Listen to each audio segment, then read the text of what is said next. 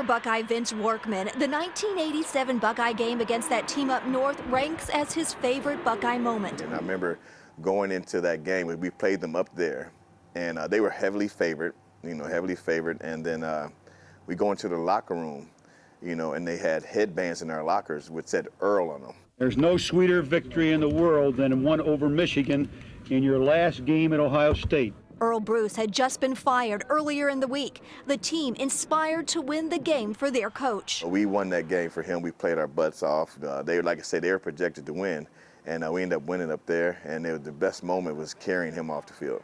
For the number 42 running back, this was the last time he got to play that team up north. He lost his eligibility to finish his senior year. I signed with an agent right after my sophomore season. Workman openly talks with me about the mistake he made. He says he knew it was wrong, but you never know what you're going to do until you're faced with a choice. And he's saying all the right things, When you say all the right things, what kind of? Say, we could talk, we can take care of you the rest of your life, I'll make sure that you got, after your playing days, you'll have this, you'll be like that, this and stuff, all those right. You'll be set. Yeah. Next thing you know, he pulled out an envelope and laid out 10 brand new $100 bills right there in front of me.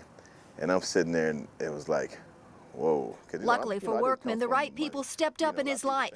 He connected with former Buckeye and sports agent Steve Luke, who took him under his wing. Oh wait, who's this guy right here? I don't know about this guy. I've heard of him. And eventually, the Green Bay Packers drafted him. He told me, said, whatever you do, know your playbook. Know your plays yourself. Don't rely on other people because there are veteran players out there that'll be threatened by your job and they'll tell you to do the wrong thing. And it was in practice during two-a-days. There was a veteran running back and he was obviously threatened by me.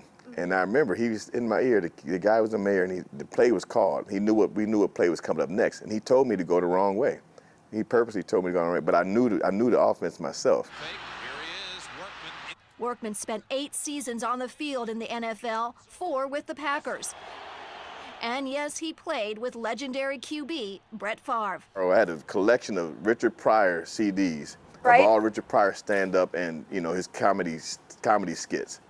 And I let Brett borrow them back in 2005, and I haven't seen them yet. He still has them. Yes. So Brett, has them. if you got my Richard Pryor CDs, I want them back. Then you got your Columbus Blue Jacket captain.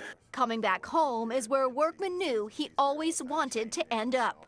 You want to drop your butt and keep your chest up. The Dublin Kaufman graduate now taking his expertise to train adults and kids at peak human performance. To see a kid who could never done a push-up before, finally teach them and just something as simple as doing a push-up and see the joy in their face.